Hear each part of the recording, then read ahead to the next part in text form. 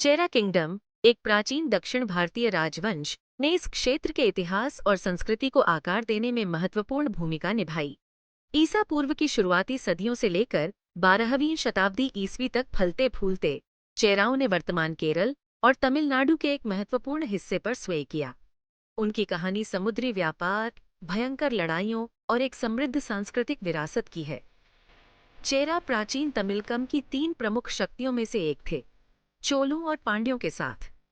उनका डोमेन, जिसे चेरा नाडु या केरल के रूप में जाना जाता था, रणनीतिक रूप से मालाबार तट पर स्थित था, जो उन्हें महत्वपूर्ण समुद्री व्यापार मार्गों तक पहुंच प्रदान करता था।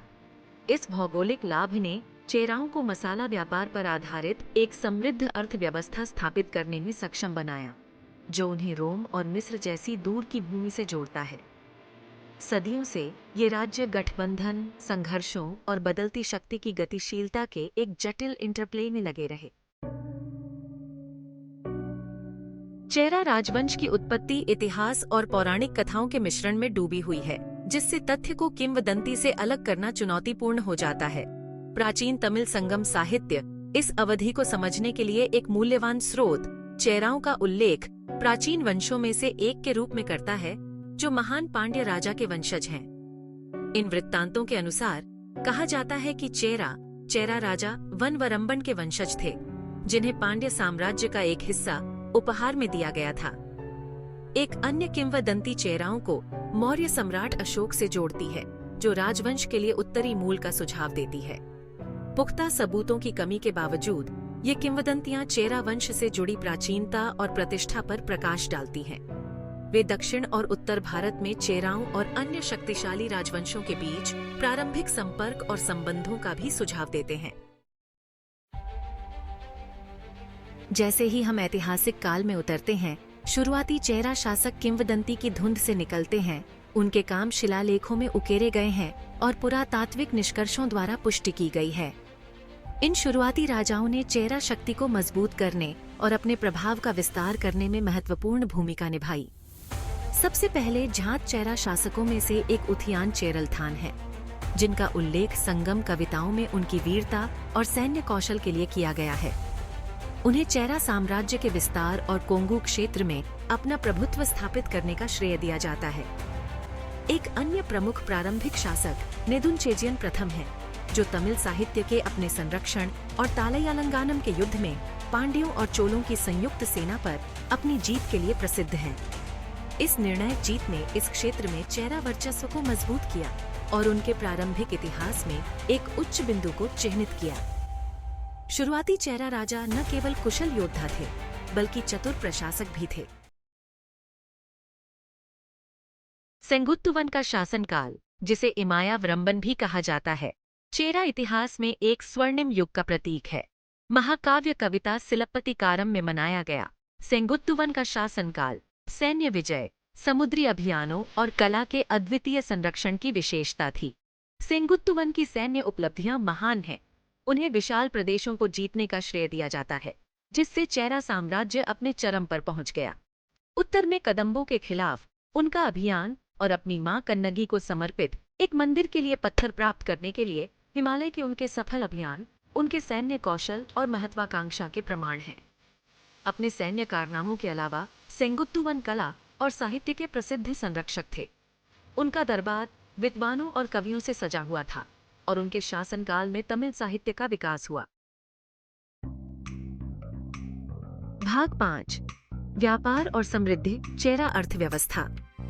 चेरा साम्राज्य की आर्थिक समृद्धि काफी हद तक मालाबार तट पर अपनी रणनीतिक स्थिति से प्रेरित थी, जो प्राचीन समुद्री व्यापार का केंद्र था। चेराओं ने मुजिरिस और टोंडी जैसे महत्वपूर्ण बंदरगाहों को नियंत्रित किया, जो रोमन साम्राज्य, मिस्र और दक्षिण पूर्व एशिया के साथ व्यापार के द्वार के रूप में कार्य करते थे। मसाले, विशेष रूप से काली मिर्च, चेरा अर्थव्यवस्था की आधारशिला थे। मालाबार तट अपनी उच्च गुणवत्ता वाली काली मिर्च के लिए प्रसिद्ध था, जिसकी प्राचीन दुनिया में अत्यधिक मांग थी। अन्य महत्वपूर्ण निर्यातों में हाथी दांत, चंदन, मोती और कपड़ा शामिल थे। व्यापार के माध्यम से उत्पन्न धन ने चेरा अर्थव्यवस्था को बढ़वा दिया, जिससे शासकों को कला को संरक्षण देने, मंदिरों का निर्माण करने और एक मजबूत सेना बनाए रखने में मदद मिली। भाग 6 संस्कृति और समाज, चेरा जीवन की एक झलक। चेरा साम्राज्य संस्कृतियों का एक पिघलने वाला बर्तन था, जो व्यापार और विजय के माध्यम से विविध समुदायों के साथ बातचीत से प्रभावित था। संगम साहित्य चेरा लोगों की सामाजिक संरचना, धार्मिक प्रथाओं और सांस्कृतिक परिवेश में बहुमूल्य अंतर्दृष्टि प्रदान करता है। चेरा समाज पदानुक्रमित था, जिसमें राजा शीर्ष पर था, उसके बाद शासक, अभिजात वर्ग, योद्धा, व्यापारी, कारीगर और किसान थे। संरक्षण की प्रणाली, जहां राजा और धनी व्यक्ति कवियों, संगीतकारों और नर्तकों का समर्थन करते थे, इस अवधि के दौरान फ्लरिश्ड। चेरा मुख्य रूप से प्राचीन तमिल धर्मों के अनुयायी थे, जो मुरुगन, शिव और विष्णु जैसे देवताओं की पूजा करते थे। बौद्ध धर्म और जैन धर्म को भी राज्य के भीतर अनुयायी मिले, जो चेरा समाज की महानगरीय प्रकृति को दर्शाते हैं। भाग 7 युद्ध और गठबंधन, चेरा और उनके पड़ोसी। चेरा साम्राज्य का इतिहास अपने शक्तिशाली पड़ोसियों, चोलों और पांड्यों के साथ गठबंधन और संघर्षों के एक जटिल जाल द्वारा विरामित है। ये तीनों राज्य प्राचीन दक्षिण भारत में वर्चस्व के लिए निरंतर संघर्ष में लगे रहे। उनका भाग्य युद्ध के ज्वार के साथ बढ़ता और गिरता रहा। चेराओं ने अपने उत्तरी पड़ोसियों, चोलों के साथ एक विशेष रूप से अस्थिर संबंध साझा किया। उनके राज्यों के बीच स्थित उपजाऊ कावेरी डेल्टा क्षेत्र विवाद की एक निरंतर हड्डी थी, जिसके कारण बार बार झड़पें होती रहीं। अपनी प्रतिद्वंद्विता के बावजूद चेरा, चोल और पांड्य ने भी गठबंधन बनाए, जब यह उनके राजनीतिक हितों के अनुकूल था। चेराओं को तमिल देश से बाहर से भी खतरों का सामना करना पड़ा। भाग 8 पतन और विरासत, एक युग का अंत। चेरा साम्राज्य सभी साम्राज्यों की तरह अंततः समय के कठोर मार्च के आगे घुटने टेक दिए। 12वीं शताब्दी ईस्वी तक चेरा साम्राज्य छोटी छोटी रियासतों में बंट गया था, जो उनके गौरियस शासन के अंत का प्रतीक था। कई कारकों ने चेरा के पतन में योगदान दिया। आंतरिक कलह और उत्तराधिकार विवादों ने राज्य को भीतर से कमजोर कर दिया। नई शक्तियों का उदय, जैसे दक्कन में राष्ट्रकूट और राजा राज प्रथम के अधीन बाद के चोलों ने महत्वपूर्ण बाहरी खतरों को उत्पन्न किया। अपने अंतिम पतन के बावजूद चेरा एक समृद्ध और स्थायी विरासत छोड़ गए।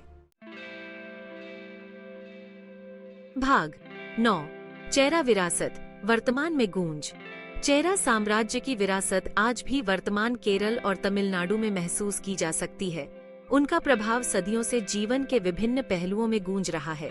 भाषा, संस्कृति और परंपराओं में उनके योगदान इस क्षेत्र की पहचान को आकार देते रहे हैं। तमिल साहित्य के चेराओं के संरक्षण ने दक्षिण भारत की भाषा और साहित्यिक परंपराओं पर एक अमिट छाप छोड़ी। उनके शासनकाल के दौरान रची गई संगम कविताओं को आज भी कालजयी माना जाता है, जो प्राचीन तमिलकम के इतिहास, संस्कृति और सामाजिक जीवन में अमूल्य अंतर्दृष्टि प्रदान करती हैं। चेराओं की समुद्री विरासत केरल की जीवंत तटीय संस्कृति में स्पष्ट है। पारंपरिक नाव दौड़, मछली पकड़ने की तकनीक और पाक परंपराएं उनके नाविक अतीत के स्थायी प्रभाव को दर्शाती हैं। भाग 10 निष्कर्ष, चेराओं का स्थायी महत्व। चेरा साम्राज्य हालांकि लंबे समय से चला गया है, दक्षिण भारतीय इतिहास के इतिहास में एक महत्वपूर्ण स्थान रखता है। उनकी कहानी समुद्री कारनामों, राजनीतिक साजिश और सांस्कृतिक प्रतिभा की कहानियों के साथ प्राचीन भारत की गतिशीलता में एक आकर्षक झलक पेश करती है। चेराओं की विरासत उनकी राजनीतिक और आर्थिक उपलब्धियों से कहीं आगे तक फैली हुई है। तमिल साहित्य के उनके संरक्षण, व्यापार और वाणिज्य में उनके योगदान और उनकी जीवंत सांस्कृतिक परंपराओं ने केरल और तमिलनाडु की पहचान पर एक अमिट छाप छोड़ी है।